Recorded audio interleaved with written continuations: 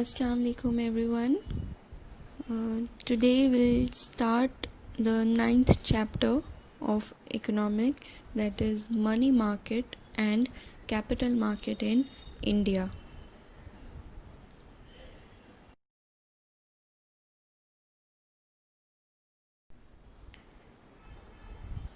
This particular chapter, money market and capital market in India, is new in the syllabus. It was not part of the 12th standard economics up until last year. So this is relatively new in economics. However, these terms are not very new to you students because you have studied this in your different subject, that is secretarial practice, SP. So you have studied these terms in SP. Now we'll see what does these terms means in economics and how they are important as far as economics is concerned. Now, finance is the backbone of an economy. Finance basically refers to the management of money. It includes funds needed by individual, business houses, and the government for various purposes. Finance is categorized as personal finance, corporate finance, and public finance. Personal finance for individual, corporate finance for industries, and public finance means government finance. The financial system of the country is responsible for the mobilization and allocation of funds, that is collection and utilization of funds. It helps in the creation of wealth, which is vital for the economic development of the country. The financial system in India comprises of financial institutions, financial market, instruments, and financial services. So this chapter will deal with financial markets in India. Now, financial markets are an important component of the financial system. Now, what is the meaning of financial market? Financial market refers to a market where sale and purchase of financial assets such as bonds, stocks, derivative government securities is undertaken. Financial markets operate through banks, non-banking financial institutions, brokers, mutual fund, discount houses, and so on. Financial markets include two distinct markets, that is money market and capital market. So your entire financial market where you can raise funds, you can mobilize your funds, or you can allocate your funds is divided into two, that is money market and capital market. Money market is a market for lending and borrowing of short-term funds, whereas capital market is a market where you can invest or where you can transact for long term. So the investment of your funds for a longer period of time will be part of capital market.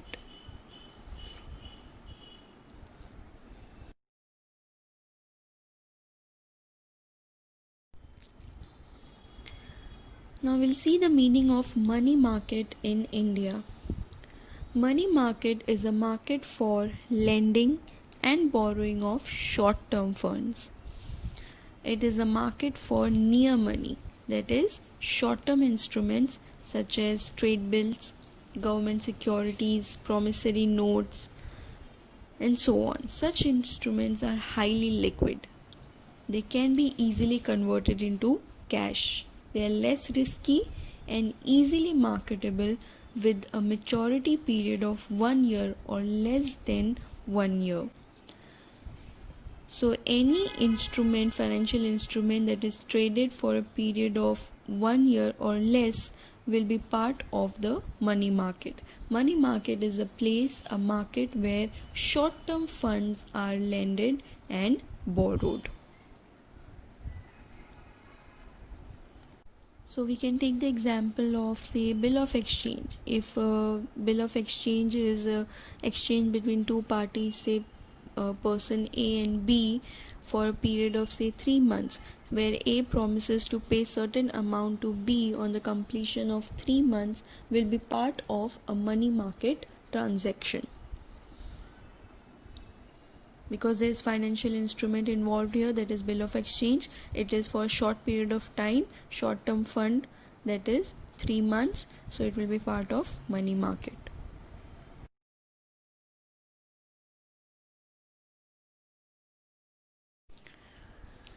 Structure of money market in India. The money market in India is dichotomous in nature. That is, it comprises of both the organized sector as well as the unorganized sector.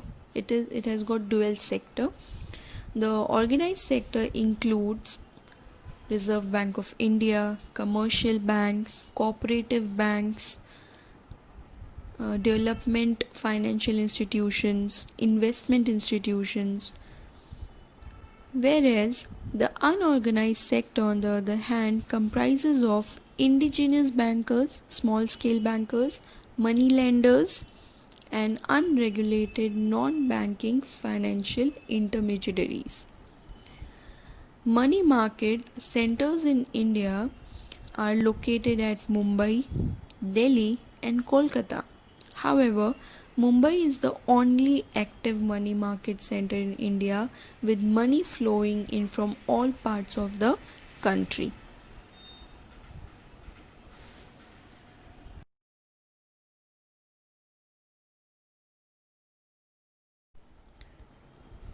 First, we'll study the organized sector of money market in India. The organized sector of the money market consists of Reserve Bank of India, commercial bank, cooperative bank, and so on.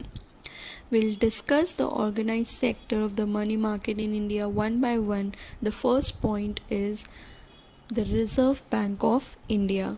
So the very first component of organized sector of money market in India is the RBI, the Central Bank or Reserve Bank of India. Every country in the world has a central bank, which is the apex of the banking system.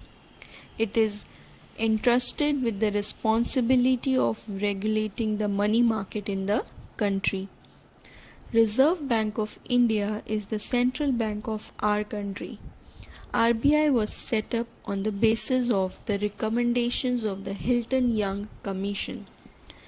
The RBI Act of 1934 provides the statutory basis of the functions of the bank. There is an act which was passed in 1934, which states out the functions of the Reserve Bank of India. RBI commenced its operation on 1st April 1935. That is, after 1 year of the act when it was passed, as a private shareholders bank. It started as a private shareholders bank. Later on, RBI was nationalized on 1st January 1949. It is the most important constituent of the money market. RBI is responsible to regulate or control the money market in India. There are different definitions given of central bank. The one given by Dr. M.H. Koch is, central bank is one which constitutes the apex of the country and banking structure of the country. That means central bank is the foremost or the number one bank of any country which is responsible for its monetary and banking structure.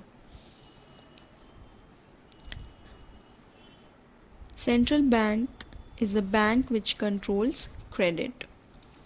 So according to Professor W.A. Shaw, central bank is a bank which controls credit. By credit, it means the lending of money or the flow of money in the market. So central bank or apex bank is the one which controls the flow of money or flow of lending of money in the market, which is done by RBI in case of India.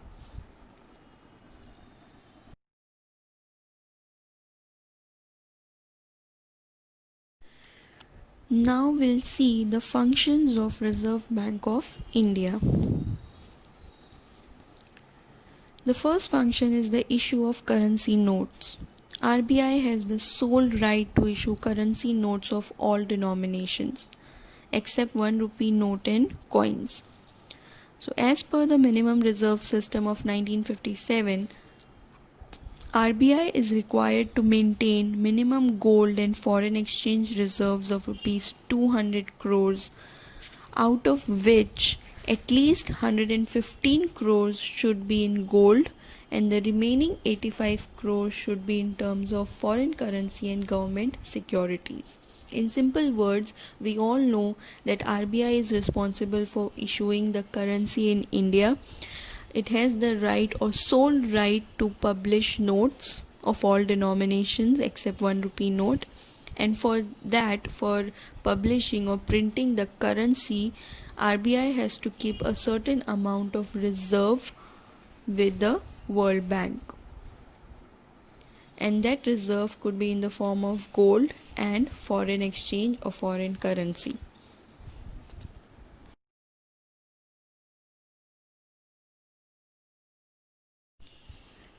Banker to the government.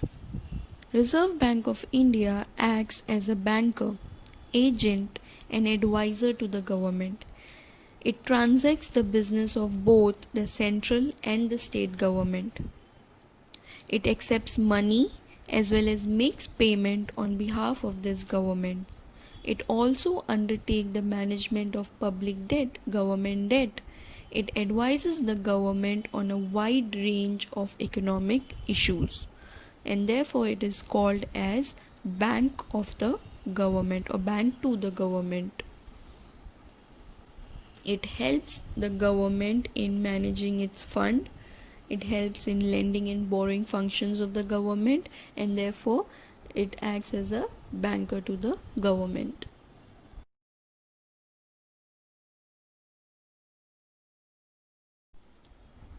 Bankers Bank. RBI exercises statutory control over the commercial banks. All scheduled banks are compulsorily required to maintain a certain minimum of cash reserve with the RBI against their demand and time liabilities. RBI provides financial assistance to banks in the form of discounting of bills. Loans and advances are provided against approved securities, and in this way RBI helps the banks, because just as we go to a bank if we need some amount of money and we take a loan, when a particular bank is in need of say financial aid or financial help, it goes to RBI and takes loan. So for example, say person A goes to IDBI bank for taking loan. Now IDBI also needs some funds. So where will IDBI bank go? The bank will go to RBI and ask for loan. So the financial help is provided to the bank by RBI or the central bank, and therefore central bank is termed as bankers bank. It is one of the function of central bank to help the other commercial banks or scheduled banks.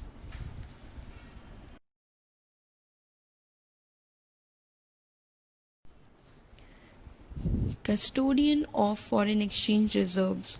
RBI acts as a custodian of the country's foreign exchange reserves. It has to maintain the official rate of exchange of rupee as well as ensure its stability. RBI also undertakes to buy and sell the currencies of all the members of International Monetary Fund. RBI has to take care of the foreign exchange or foreign currency reserves in India. It is responsible for deciding the exchange rate. Say, for example, it is responsible for uh, displaying or announcing the exchange rate for, say, dollars or pounds. It does it with the recommendations or through negotiations with World Bank and other countries, but for India, RBI is responsible to maintain the foreign exchange reserves.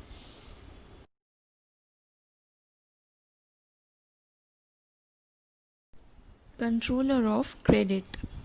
As a supreme banking authority of the country, RBI has the power to influence the volume of credit created by commercial banks.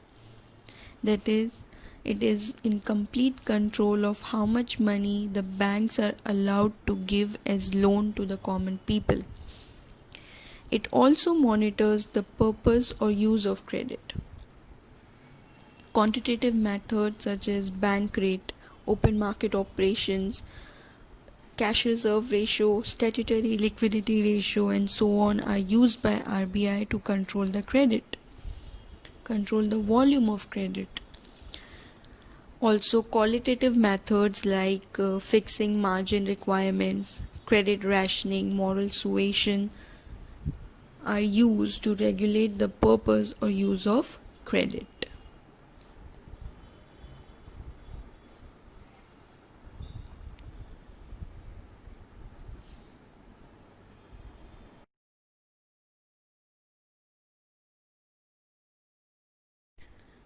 Collection and publication of data.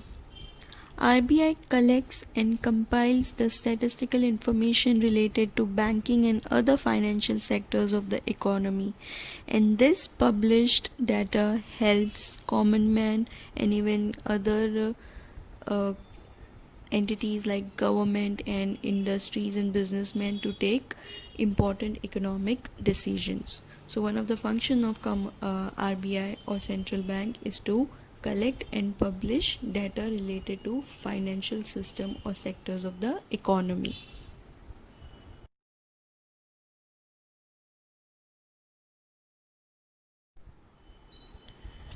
Promotional and developmental functions. RBI also performs certain promotional and developmental functions such as extending banking services to semi-urban and rural areas, providing security to depositors, development of specialized institutions for agricultural credit, industrial finance, and so on. In simple words, RBI undertake a number of activities for rural development, agriculture development, for the overall economic development of the country.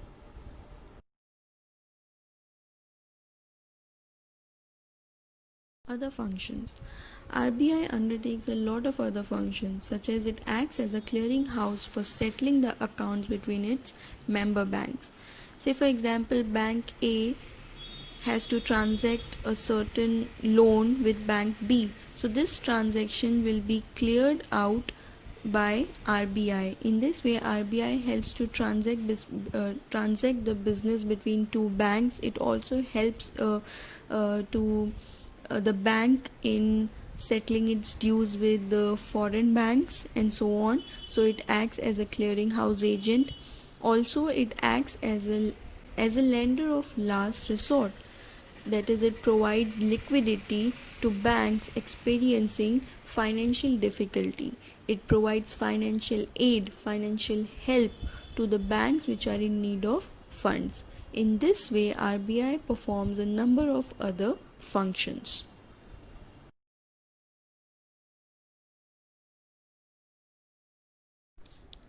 With this, we have completed the functions of central bank, that is RBI. So this was the first component of organized sector. In the next lecture, we'll see other components of the organized sector of money market in India. And that's all for today's lecture. Thank you.